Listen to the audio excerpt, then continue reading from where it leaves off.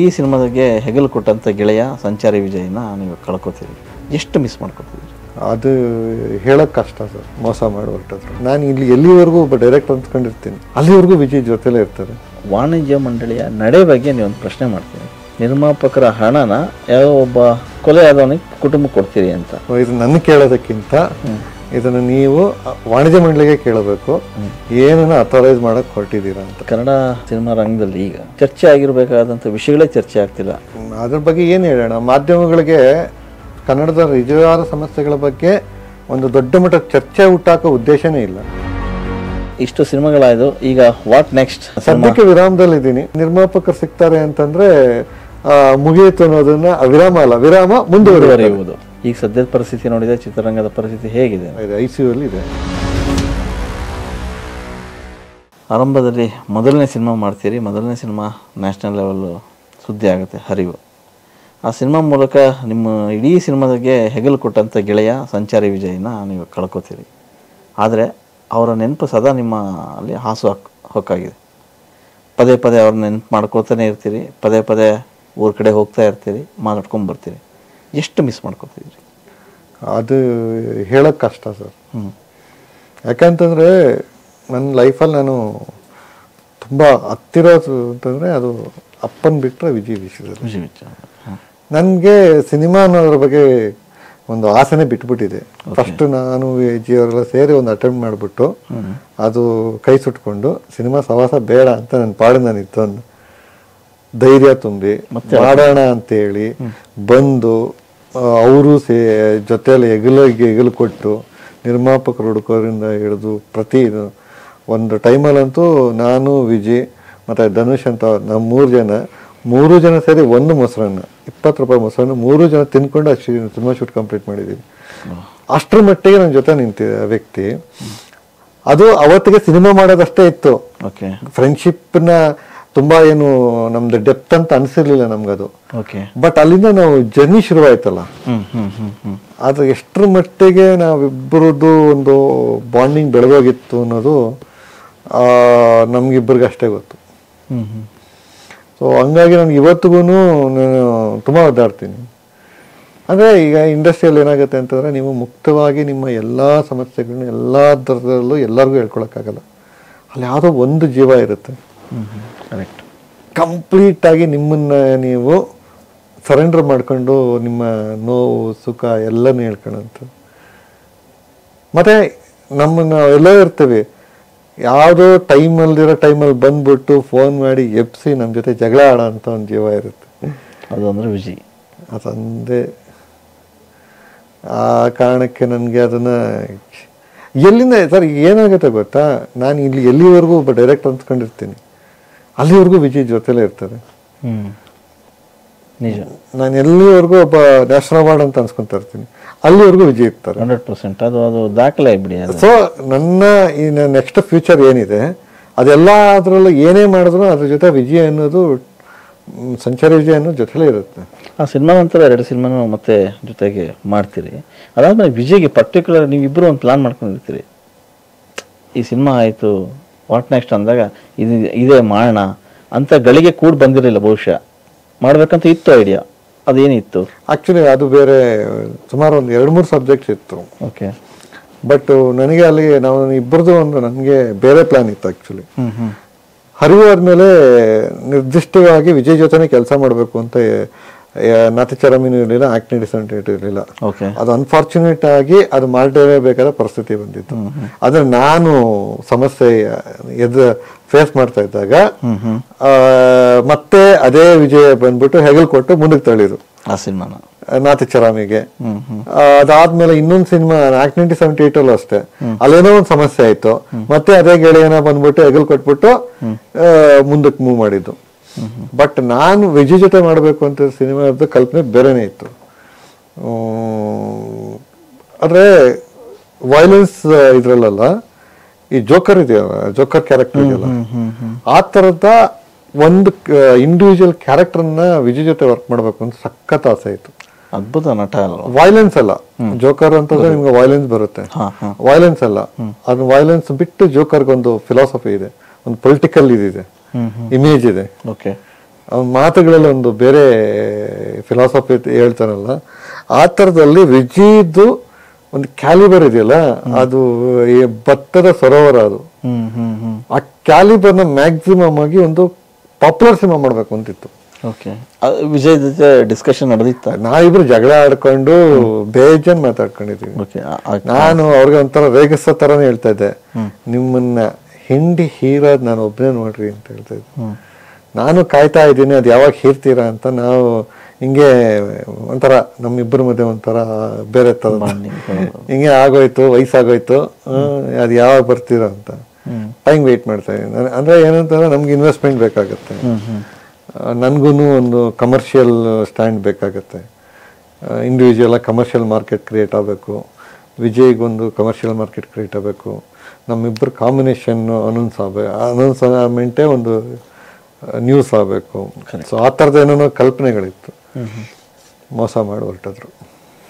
Okay sir, ಇತ್ತೀಚೆಗೆ ವಾಣಿಜ್ಯ ಮಂಡಳಿಯ ನಡೆ ಬಗ್ಗೆ ನೀವೊಂದು ಪ್ರಶ್ನೆ ಮಾಡ್ತೀನಿ, ಒಂದು ಇನ್ಸಿಡೆಂಟ್ ಬಗ್ಗೆ.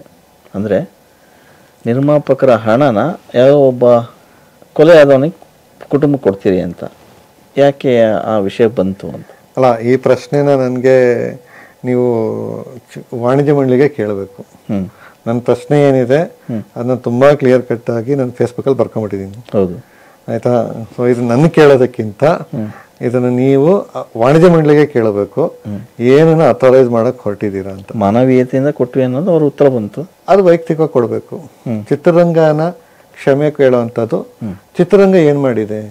ಓಕೆ, ರೇಣುಕಾ ಸ್ವಾಮಿಗೆ ಕರೆಕ್ಟ್. ಚಿತ್ರರಂಗ ಹೋಗ್ಬಿಟ್ಟು ರೇಣುಕಾ ಸ್ವಾಮಿಗೆ ಹೇಳ್ತಾ ಚಿತ್ರರಂಗಕ್ಕೆ ಸಂಬಂಧಪಟ್ಟವ್ರ ಹೆಣ್ಮಕ್ಳಿಗೆಲ್ಲ ಕೆಟ್ಟದಾಗಿ ಮೆಸೇಜ್ ಮಾಡಿ ಅಂತ ಚಿತ್ರರಂಗ ಹೇಳಿಲ್ಲ. ಚಿತ್ರರಂಗ ಯಾಕೆ ಸಾರಿ ಕೇಳಬೇಕು ರೇಣುಕಾ ಸ್ವಾಮಿಗೆ? ಯಾಕೆ ಕೊಡಬೇಕಿತ್ತು? ರೇಣುಕಾ ಸ್ವಾಮಿಗೆ ಚಿತ್ರರಂಗದ ಪರವಾಗಿ ಯಾಕೆ ಸಾರಿ ಕೇಳಿದ್ರಿ? ಅದು ನಿಮ್ಮ ಪ್ರಶ್ನೆ. ನನ್ನ ಪ್ರಶ್ನೆ ಇರೋದೊಂದು, ಮಾನವೀಯತೆಯಿಂದಾಗಿ ನಾನು ಬೇಕಾದ್ರೆ ಕೊಡ್ತೀನಿ. ಓಕೆ, ಹ್ಯುಮ್ಯಾನಿಟಿ ಬೇರೆ. ಚಿತ್ರರಂಗದ ಹಣ ಅದರಲ್ಲೂ ಈಗ ಮಾಧ್ಯಮದಲ್ಲಿ ಬಂದಿರೋ ಪ್ರಕಾರ ರೇಣುಕಾ ಸ್ವಾಮಿ ಪವಿತ್ರ ಗೌಡ ಅನ್ನೋರಿಗೆ ತುಂಬ ಅಶ್ಲೀಲವಾಗಿ ಮೆಸೇಜ್ ಮಾಡಿದ್ದಾರೆ. ಇದು ರೇಣುಕಾ ಸ್ವಾಮಿ ಅನ್ನೋದು ಬರೀ ವ್ಯಕ್ತಿ ಅಲ್ಲ, ಅದೊಂದು ಕಾಯಿಲೆ ಅದು. ಓಕೆ, ನೀವು ಚಿತ್ರರಂಗದ ನನ್ನ ಪೋಸ್ಟಲ್ಲಿರೋದನ್ನೇ ಹೇಳ್ತಾ ಇದ್ದೀನಿ. ಓಕೆ, ಚಿತ್ರರಂಗದಲ್ಲಿ ಕೆಲಸ ಮಾಡುವಂಥ ಹೆಣ್ಣು ಮಕ್ಕಳ ಸೋಷಿಯಲ್ ಮೀಡಿಯಾದ್ರಲ್ಲಿ ಹೋಗಿ ಕಮೆಂಟ್ ಬಾಕ್ಸ್ ಓಪನ್ ಮಾಡಿದ್ರೆ ಎಷ್ಟು ಅಸಹ್ಯವಾಗಿ ಮೆಸೇಜ್ ಮಾಡ್ತಾರೆ ಅಂತಂದರೆ ಅಷ್ಟು ಅಸಹ್ಯವಾಗಿ ಮೆಸೇಜ್ ಮಾಡ್ತಾರೆ. ಅದರಲ್ಲೂ ಏನಾದ್ರು ಹೆಣ್ಮಕ್ಳು ಏನಾದ್ರು ಸ್ವಲ್ಪ ಅವ್ರ ಪೋರ್ಟ್ಫೋಲಿಯೋ ಮಾಡ್ಕೊಳ್ಳೋದಕ್ಕೆ ಒಂದು ಫೋಟೋಶೂಟ್ಸ್ ಥರ ಮಾಡಿ, ಒಂದು ಕಾನ್ಸೆಪ್ಟ್ ಫೋಟೋಶೂಟ್ ಥರ ಮಾಡ್ತಾರೆ ಸಬ್ಜೆಕ್ಟಿವ್ ಆಗಿ. ಅದನ್ನ ಮಾಡಿದಾಗ ಅವ್ರು ಕೆಟ್ಟದಾಗ ಅಬ್ಯೂಸ್ ಮಾಡ್ತಾರೆ. ಆಯಿತಾ? ಚಿತ್ರರಂಗದಲ್ಲಿ ಕೆಲಸ ಮಾಡೋ ಹೆಣ್ಣು ಮಕ್ಕಳು ಚಿತ್ರರಂಗದ ವಾಣಿಜ್ಯ ಮಂಡಳಿಯ ಕುಟುಂಬದ ಭಾಗನ ಅಲ್ವಾ? ಸೊ ನಿಮ್ಮನೆ ಹೆಣ್ಣು ಮಕ್ಕಳಿಗೆ ಕೆಟ್ಟದಾಗಿ ಮೆಸೇಜ್ ಮಾಡುವ, ಅಸಹ್ಯವಾಗಿ ಅವರ ಕಾನ್ಫಿಡೆನ್ಸ್ನೇ ಕಳೆದೋಗಿ ಅವ್ರು ಡಿಪ್ರೆಸ್ಗೆ ಹೋಗೋ ಥರದಲ್ಲಿ ಅಬ್ಯೂಸ್ ಮಾಡುವಂಥ ಮನಸ್ಥಿತಿಯ ಒಂದು ಕಾಯಿಲೆನ ಪ್ರೆಸೆಂಟ್ ಅಂತ ಮಾಡೋ ವ್ಯಕ್ತಿಗೆ ಚಿತ್ರರಂಗದ ಪರವಾಗಿ ಚಿತ್ರರಂಗದ ಹಣವನ್ನು ಹೇಗೆ ಕೊಡ್ತೀರಾ? ಏನನ್ನ ಅಥರೈಸ್ ಮಾಡಕ್, ವ್ಯಾಲಿಡೇಟ್ ಮಾಡಕ್ ಹೊರಟಿದ್ದೀರಾ? ಅಂದ್ರೆ ನೀವು ಈ ತರ ಅಂದ್ರೆ ಇನ್ನೊಂದಷ್ಟು ಜನಕ್ಕೆ ನೀವು ಅಬ್ಯೂಸ್ ಮಾಡಿ ಅಂತ ವ್ಯಾಲಿಡೇಟ್ ಮಾಡಕ್ ಹೊರಟಿದ್ದೀರಾ? ವೈಯಕ್ತಿಕವಾಗಿ ಕೊಡ್ಲಿ, ಅದು ಅವ್ರ ವೈಯಕ್ತಿಕ ಅದು. ಬಟ್ ಈ ಚಿತ್ರರಂಗದ ಹಣ ಅಂತಂದ್ರೆ ಅದು ಚಿತ್ರರಂಗದ ಕುಟುಂಬದ ಎಲ್ಲಾರ್ದು ಸೊತ್ತಲ್ವಾ? ಹೆಣ್ಣು ಮಕ್ಕಳು ಅನ್ಸ್ಕೊಂಡಿರೋ ಹೆಣ್ಣು ಮಕ್ಳು ಇದಾರಲ್ಲ, ಅವ್ರಿಗೆ ಅವಮಾನ ಮಾಡ್ಬಿಟ್ಟು ನೀವು ಇನ್ನೊಬ್ರು ಕೊಡ್ತೀರಾ? ಮತ್ತೆ ಚಿತ್ರರಂಗದ ಪರವಾಗಿ ಸಾರಿ ಕೇಳಿದ್ರು ಅಂತ ಸುದ್ದಿ ಓದ್ದೆ. ಯಾಕೆ ಸಾರಿ? ಚಿತ್ರರಂಗ ಏನ್ ಮಾಡಿತ್ತು? ಚಿತ್ರರಂಗ ಏನ್ ಮಾಡಿದೆ? ಚಿತ್ರರಂಗ ಯಾಕೆ ಸಾರಿ ಕೇಳಬೇಕು ರೇಣುಕಾ ಸ್ವಾಮಿಗೆ? ವ್ಯಕ್ತವಾಗಿ ಕೇಳಿ. ಓಕೆ, ಸೊ ಇದನ್ನ ಪ್ರಶ್ನೆ ಆಗ್ಬೇಕಾಗಿರೋದು ವಾಣಿಜ್ಯ ಮಂಡಳಿಗೆ. ಪ್ರಶ್ನೆ ಐತೆ, ನನಗೆ ಪ್ರಶ್ನೆ ಅಲ್ಲ. ರೇಣುಕಾ ಸ್ವಾಮಿ ಕೊಲೆ, ದರ್ಶನ್ ಬಂಧನ, ಸೋಷಿಯಲ್ ಮೀಡಿಯಾಗಳ ಕಾಮೆಂಟ್ಗಳು, ಪರ ವಿರೋಧ ಚರ್ಚೆಗಳು, ಇವೆಲ್ಲದರ ಬಗ್ಗೆ ನೋಡಿದಾಗ ಮನ್ಸೂರ ಏನು ಹೇಳ್ತಾರೆ? No comments. ಓಕೆ, ಇತ್ತೀಚೆಗೆ ಕನ್ನಡ ಚಿತ್ರರಂಗದಲ್ಲಿ ಸಾಕಷ್ಟು ಸಾರಿ ಅದನ್ನ ಕಂಪ್ಲೀಟ್ ಮಾಡಿಬಿಡ್ತೀನಿ. ಹೇಳಿ. ನೋ ಕಮೆಂಟ್ಸ್ ಅಂತಂದರೆ ಯಾಕೆ ಅಂತ. ಒಂದು ಪ್ರಕರಣ ನಡೆದಿದೆ. ಪ್ರಕರಣ ನಡೆದ ಕೆಲವೇ ಗಂಟೆಗಳಲ್ಲಿ ಪೊಲೀಸರು ಕೆಲವ್ರನ್ನ ಬಂಧಿಸಿದ್ದಾರೆ. ಓಕೆ, ಇದು ಎಲ್ಲ ತನಿಖೆಗಳಲ್ಲೂ ನಡೆಯುವಂಥದ್ದು. ಅಲ್ಲಿ ಪೊಲೀಸರೇನಾದರೂ ಕರ್ತವ್ಯ ಲೋಪ ಮಾಡಿದರೆ ಪ್ರಶ್ನೆಗಳು ರೈಸ್ ಆಗಬೇಕಾಗಿತ್ತು. ಅಲ್ಲೇನು ಕರ್ತವ್ಯ ಲೋಪ ಕಾಣಿಸ್ತಾ ಇಲ್ಲ. ಸೊ ಪ್ರಕರಣ ತನಿಖಾ ಹಂತದಲ್ಲಿದೆ. ತನಿಖಾ ಹಂತ ಆದಮೇಲೆ ಒಂದು ಚಾರ್ಜ್ ಶೀಟ್ ಸಬ್ಮಿಟ್ ಆಗಬೇಕು. ಚಾರ್ಜ್ ಶೀಟಲ್ಲಿ ಆ ತನಿಖೆಯಲ್ಲಿ ಏನು ಸಿಕ್ಕಿದೆ ಅನ್ನೋ ಸಾಕ್ಷಿಗಳನ್ನ ಕೋರ್ಟಲ್ಲಿ ಪ್ರೊಡ್ಯೂಸ್ ಮಾಡಬೇಕು. ಪ್ರೊಡ್ಯೂಸ್ ಆದಮೇಲೆ ಅಲ್ಲಿ ವಿಚಾರಣೆ ಆಗಬೇಕು.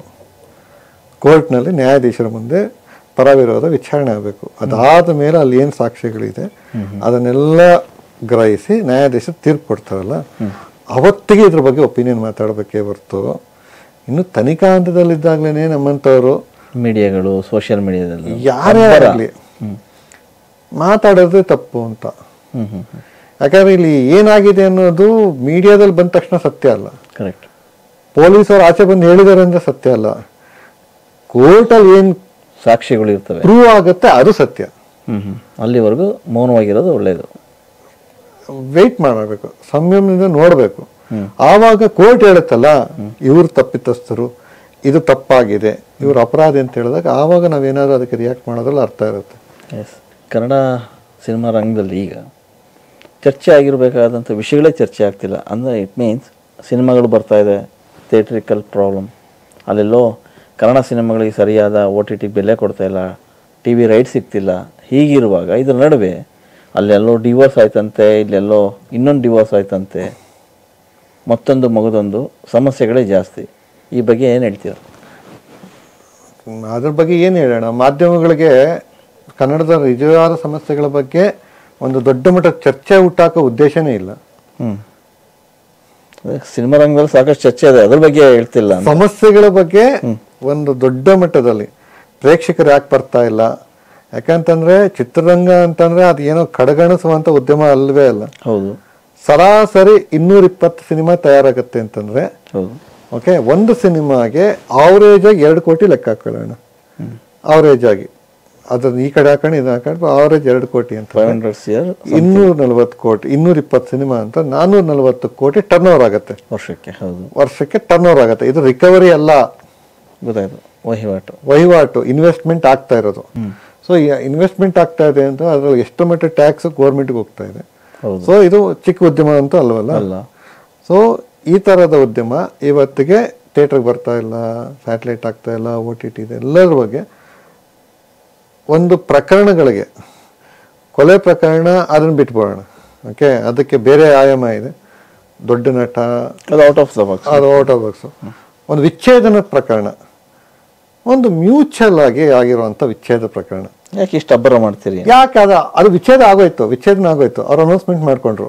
ಯಾರೋ ಸಾಮಾನ್ಯ ವ್ಯಕ್ತಿ ಮಾಡಿದ್ರೆ ಅದು ಭವಿಷ್ಯ ಆಗ್ತಾ ಇರಲಿಲ್ಲ ಅಂತ ಅಲ್ಲಲ್ಲ, ಈಗ ವಿಚ್ಛೇದನ ಆಗೋಯ್ತು. ಓಕೆ, ಅವ್ರೇನು ಒಬ್ಬರ ಮೇಲೆ ಒಬ್ರು ಕಂಪ್ಲೇಂಟು ಮಾಡ್ಕೊಂಡಿಲ್ಲ, ಆರೋಪ ಮಾಡಿಲ್ಲ, ಆಪಾದನೆ ಮಾಡಿಲ್ಲ, ನಮ್ಗೆ ನ್ಯಾಯ ಸಿಕ್ಕಿಲ್ಲ ಅಂತ ಏನು ಇದು ಮಾಡಿಲ್ಲ.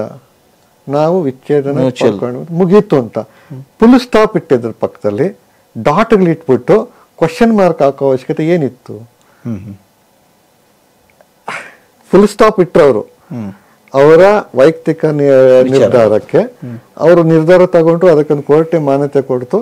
ಅದಕ್ಕೆ ಅವರಿಬ್ರು ಸೇರಿ ನಾವಿಬ್ರು ನಮ್ಮ ಸಂಬಂಧಕ್ಕೆ ಒಂದು ಎಂಡನ್ನು ತಗೊಂಡಿದೀವಿ ಅಂತ ಫುಲ್ ಸ್ಟಾಪ್ ಇಟ್ಬಿಟ್ರು. ಪಕ್ಕದಲ್ಲಿ ಡಾಟ್ ಇಟ್ಬಿಟ್ಟು ಕ್ವಶನ್ ಮಾರ್ಕ್ ಏನಕ್ಕೆ ಬೇಕಾಯಿತು? ಅದರಿಂದ ಏನು ಸೊಸೈಟಿಗೆ ಸಿಗೋಂಥದ್ದು? ಚಿತ್ರರಂಗದಕ್ಕೆ ಅದರಿಂದ ಕೊಡುಗೆ ಏನಾದ್ರು ಇದೆಯಾ? ಕೊಡುಗೆ ಇಲ್ಲ. ಬಹುಶಃ ಚಿತ್ರರಂಗದ ಮಂದಿ ಸೆಲೆಬ್ರಿಟಿ ಅನ್ನೋ ಕಾರಣಕ್ಕೆ ಅದೆಲ್ಲ ಸುದ್ದಿ ಆಗ್ತದೆ. ಅಲ್ಲ, ನಾನು ಹೇಳೋದು ಈಗ ಅದನ್ನ ಅವರ ಫ್ಯಾನ್ಸ್, ಅವ್ರನ್ನ ಅಭಿಮಾನಿಸೋರು ಅದನ್ನ ಚರ್ಚೆ ಮಾಡಿದ್ರೆ ಅದು ಅವ್ರ ವೈಯಕ್ತಿಕ. ಒಂದು ಮಾಧ್ಯಮ ಅದನ್ನ ಚರ್ಚೆ ಮಾಡಿದ್ರಲ್ಲಿ ಏನು ಅರ್ಥ ಇದೆ ಸರ್? ನಾನು ನಿಜವಾಗ್ಲೂ ಇದೊಂದು ತುಂಬಾ ಇನ್ನೋಸೆಂಟ್ ಕ್ವಶನ್ ಥರನೇ ಕೇಳ್ತಾ ಇದ್ದೀನಿ. ಅದರಿಂದ ಏನು ಪರಿಣಾಮ, ಏನು ಸಿಕ್ತು? ಯಾಕಂತಂದ್ರೆ ಈಗ ಮಾಧ್ಯಮ ಜನರ ಪರವಾಗಿ ಮಾತಾಡೋದು. ಹೌದು, ಓಕೆ. ಈಗ ನಮ್ದು ಯಾವುದೋ ಒಂದು ಪ್ರಕರಣದಲ್ಲಿ ಯಾರೋ ವಿಕ್ಟಿಮ್ ಇದ್ದಾರೆ, ನಮ್ಗೆ ನ್ಯಾಯ ಸಿಕ್ಕಿಲ್ಲ ಬಾಸ್ ಅಂತ ಹೇಳ್ಬಿಟ್ಟು ಮಾಧ್ಯಮನ ಮುಂದೆ ಬಂದು ಹೇಳ್ಕೊಂಡಾಗ ಮಾಧ್ಯಮ ಅವ್ರ ಪರ ನಿಂತ್ಕೊಂಡು ಕ್ವಶನ್ ಮಾಡಿದ್ರೆ ಆವಾಗ ಅದಕ್ಕೆ ಏನೋ ಒಂದು ಆಯಾಮ ಸಿಗುತ್ತೆ. ಅಲ್ಲಿ ಫುಲ್ ಸ್ಟಾಪ್ ಇಟ್ಬಿಟ್ಟು ಆಗಿದೆ ಆ ಸಂಬಂಧಕ್ಕೆ. ಅವರೇ ಇಟ್ಕೊಂಡಿದ್ದಾರೆ ತುಂಬ ಮ್ಯೂಚುವಲ್ ಆಗಿ, ತುಂಬ ಡಿಗ್ನಿಫೈಡ್ ಆಗಿ. ಒಂದು ಅಬ್ಯೂಸ್ ಇಲ್ಲ, ಹೀಗಿರುವಾಗ ಅಲಿಗೇಷನ್ಸೇ ಇಲ್ಲ. ಹೌದು, ಅವರಿಬ್ಬರ ಮಧ್ಯೆ ಅಲಿಗೇಷನ್ಸ್ ಇಲ್ಲ, ಅಬ್ಯೂಸ್ ಇಲ್ಲ, ಆಬ್ಲಿಗೇಷನ್ಸ್ ಇಲ್ಲ, ಏನೂ ಇಲ್ಲ, ತುಂಬ ಡಿಗ್ನಿಫೈಡ್, ತುಂಬ ಮೆಚ್ಯೂರ್ಡ್ ಆಗಿ ಒಂದು ಫುಲ್ ಸ್ಟಾಪ್ ಅನೌನ್ಸ್ಮೆಂಟ್ ಮಾಡ್ಕೊಂಡ್ರು. ನೀವು ಹೇಳೋ ಪ್ರಕಾರ ದಿನನಿತ್ಯ ನಡೀತಾನೆ ಇರ್ತವೆ ಬೇರೆ ಅವರ ಸುದ್ದಿ ಆಗಲ್ಲ ಮುಂದೆ ಹೋಗಿ. ಹೌದು, ಆ ಥರದ್ದು ಎಂಡ್ ಆಯ್ತದು. ಅವರಿಬ್ಬರ ಮಧ್ಯೆ ಇದ್ದಂಥ ಒಂದು ಏನೋ ಭಿನ್ನಾಭಿಪ್ರಾಯ ಏನೇ ಇರಲಿ, ಅವರೆಲ್ಲ ಅದನ್ನು ಸ್ಟಾಪ್ ಮಾಡಿಕೊಂಡ್ರು, ಮುಗೀತು, ಮ್ಯೂಚುವಲ್ ಆಗಿ ಡಿವೈಡ್ ಆದರು. ಅದನ್ನು ಅನೌನ್ಸ್ ಮಾಡ್ಕೊಂಡ್ರು. ಅದನ್ನು ಅವರ ಅಭಿಮಾನಿಗಳು ಅದನ್ನು ಯಾಕಾಯಿತು ಏನಾಯಿತು ಅಂತ ಅವ್ರು ಚರ್ಚೆ ಮಾಡಿರೋಕೆ ಮಾಧ್ಯಮ ಆ ಟೈಮ್ನ ಕನ್ಸ್ಟ್ರಕ್ಟಿವ್ ಆಗಿ ಏನಾದ್ರು ಯೂಸ್ ಮಾಡ್ಕೋಬೋದಾಗಿತ್ತಾ? ನಿಮ್ಮ ಪ್ರಕಾರ ಮಾಧ್ಯಮ ಈ ವಿಚಾರಗಳನ್ನ TRPಗೋಸ್ಕರ ಮಾಡುತ್ತೆ ಅಂತೀರಾ ಅಥವಾ ಹೇಗೆ? ಅಲ್ಲ, ಅದು ನನಗೆ ಇನ್ನೊಂದು ಕ್ವಶನ್ ಕೇಳ್ತಾ ಇದ್ದೀನಿ. ಏನು ಉದ್ದೇಶ ಈಡೇರಿಸ್ಕೊಳ್ಳೋದಕ್ಕೆ ಅಗತ್ಯ ಪಕ್ಕದಲ್ಲಿ ಡಾಟು ಅಂಡ್ ಕ್ವಶನ್ ಮಾರ್ಕ್ ಬಂತು ಅಂತ? ಬೇಕು ಬೇಡ ಅನ್ನೋದ್ರ ಬಗ್ಗೆ ಡಿಸ್ಕಷನ್ನೇ ಬೇಡ ಅಂತ ನೀವು. ಆ ಕನ್ಸ್ಟ್ರಕ್ಟಿವ್ ಆಗಿ ಏನ್ ಸಿಕ್ತು ನಮ್ಗೆ? ಫೈನಲ್ ಏನ್ ಸಿಕ್ತು? ಓಕೆ, ಕನ್ನಡ ಇಂಡಸ್ಟ್ರಿಯಲ್ಲಿ ಅದೇ ಈ ರೀತಿಯ ವಿಚಾರಗಳೇ ಜಾಸ್ತಿ ಸೌಂಡ್ ಮಾಡೋದು. ಈ ಹಿಂದೆ ನಿಮ್ಮ ಸಿನಿಮಾದ ಒಬ್ಬ ನಟಿಯವರು ಮೀಟು ಪ್ರಕರಣದಲ್ಲೂ ಕೂಡ ಜಾಸ್ತಿ ಸೌಂಡ್ ಮಾಡಿತ್ತು. ಅಂದ್ರೆ ನಾನು ಯಾಕೆ ಈ ವಿಚಾರ ಹೇಳ್ತಾ ಇದ್ದೀನಿ ಅಂತಂದ್ರೆ, ಸಾಮಾನ್ಯ ಜನಗಳದ್ದು ಏನೇ ಆದ್ರೂ ಅದು ಸುದ್ದಿ ಆಗಲ್ಲ. ಸೊ ನೀವು ಸ್ಕ್ರೀನ್ ಮೇಲೆ ಕಾಣಿಸ್ಕೊಳ್ತೀರಾ, ಅದನ್ನು ಒಪ್ತೀನಿ. ಯಾಕಂತಾರೆ ಸಿನಿಮಾದಲ್ಲಿರೋರು ಯಾರೋ ಆಗಿದ್ರೆ ಕರೆದು ಮನ್ಸೂರನೆ ಮಾತಾಡ್ಸಕ್ಕಾಗ್ತದೆ. 100% ಸಿನಿಮಾದಲ್ಲಿರೋದ್ರಿಂದ ಲೈಮ್ ಲೈಟ್ ಜಾಸ್ತಿ ಇರೋದ್ರಿಂದ ಅವ್ರ ಬಗ್ಗೆ ಚರ್ಚೆ ಆಗೋದು ಸಹಜ. ಓಕೆ, ಬಟ್ ಸಮಸ್ಯೆನೇ ಇಲ್ದಿರೋದನ್ನ ಸಮಸ್ಯೆ ಅಂತ ರೈಸ್ ಮಾಡೋದಿದೆಯಲ್ಲ, ಅದು ಯಾಕೆ ಅಂತ ಒಂದು ಪ್ರೈಮ್ ಟೈಮ್ನ ಇನ್ವೆಸ್ಟ್ ಮಾಡೋದಿದೆಯಲ್ಲ, ಅದ್ರ ಬಗ್ಗೆ ನನ್ನ ಕ್ವಶನ್ ಅಷ್ಟೇ. ಇದ್ರ ಬಗ್ಗೆ ಮಾತಾಡಬಾರ್ದು ಅಂತಲ್ಲ. ಓಕೆ, ಈಗ ಮೀಟು ವಿಷಯದಲ್ಲಿ ಶ್ರುತಿ ಹರಿಹರನ್ ಪರ ನಾನು ನಿಂತಿದ್ದೀನಿ, ಇವತ್ತು ನಿಂತಿದ್ದೀನಿ. ಓಕೆ, ಯಾಕಂತಂದ್ರೆ ಓನ್ಲಿ ಶ್ರುತಿ ಹರಿಹರನ್ ಮೀಟುಗೆ ಯಾರು ಸಿಲುಕಿದ್ರು ಅವ್ರ ಪರವಾಗಿ ನೀವು ಇರ್ತೀರಿ? ನಾನು ಯಾವಾಗಲೂ ಇರ್ತೀನಿ. ಓಕೆ, ಅಂದ್ರೆ ಅಲ್ಲಿ ಒಂದು ತಪ್ಪಾಗಿದೆ, ಒಂದು ಹೆಣ್ಮಗುಗೆ ಏನೋ ಒಂದು ಸಮಸ್ಯೆ ಆಗಿದೆ, ಅದು ಸಿನಿಮಾದಲ್ಲಿ ಇದ್ಕೊಂಡು ಪವರ್ನ ಯೂಸ್ ಮಾಡಿಕೊಂಡು ಅಲ್ಲಿ ಅವ್ರನ್ನ ಮಿಸ್ಯೂಸ್ ಮಾಡ್ಕೊಳ್ಳೋದು, ಆ ಥರದ್ದು ಏನೇ ಆಯಿತು ಅಂತ ನಾನು ಹೆಣ್ಮಕ್ಳ ಪರನೇ ಇರ್ತೀನಿ. ಓಕೆ, ಅಂದರೆ ನನ್ನ ಪವರ್ ಇದೆ, ನಾನು ಏನು ಬೇಕಾದ್ರೂ ಮಾಡ್ಬೋದು ಅನ್ನೋ ಒಂದು ಅಹಂಕಾರದ್ದು ವಿರುದ್ಧ ನನ್ನ ಪ್ರಶ್ನೆ ಇದ್ದೇ ಇರುತ್ತೆ. ಸೊ ಆ ಥರ ಚರ್ಚೆಗಳಾಗೋದ್ರಿಂದ ಒಂದು ಅರ್ಥ ಇದೆ. ಈ ಥರದ ಚರ್ಚೆ ಅನಗತ್ಯ ಅಂತೀರ? ಎಂಡ್ ಆಗೋಯ್ತು, ಮುಗೀತು. ಮುಗಿದ ಮತ್ತೆ ಯಾಕೆ ಅದು ರೈಸ್ ಮಾಡ್ತೀರಿ? ಮತ್ತೆ ಅದನ್ನು ಬೆಳೆಸೋ ಅವಶ್ಯಕತೆ ಏನಿತ್ತು ಅಂತ. ಸಿನಿಮಾದವ್ರ ಬಗ್ಗೆ ಮಾತಾಡಬಾರ್ದು ಅಂತಲ್ಲ, ಯಾಕಂತಂದ್ರೆ ಆ ಸಿನಿಮಾದವ್ರ ಬಗ್ಗೆ ಮಾತಾಡೋದಕ್ಕೆ ಮಾಧ್ಯಮದವ್ರಿಗೆ ಆಗಲಿ ಎಲ್ಲರಿಗೂ ಎಲ್ಲ ತರದ ರೈಟ್ಸ್ ಇದೆ. ಯಾಕೆ ಅಂತಾರೆ, ನಾವು ಸಿನಿಮಾ ಮಾಡುವಾಗ ಬರಲ್ವಾ, ಅವರು ಸಾರ್ವಜನಿಕವಾಗಿ ನಾವು ಸಿನಿಮಾ ಮಾಡುವಾಗ ನಾವೆಲ್ಲ ಬರಲ್ವಾ ಸರ್, ನಮ್ದೊಂದು ಆರ್ಟಿಕಲ್ ಬರೀರಿ, ನಾನು ಕೇಳ್ತೀನೋ ಬಿಡ್ತೀನೋ ಅದು ಬೇರೆ. ಬಟ್ ಸಿನಿಮಾದವರಾಗಿ ಸರ್ ನಮ್ದೊಂದು ಆರ್ಟಿಕಲ್ ಬರೀರಿ, ನಮ್ದು ಬೇರೆ ಏನೋ ಬರೀರಿ, ಆಯ್ತಾ, ನಾವಿಲ್ಲಿ ಕೇಳ್ತೀವಿ.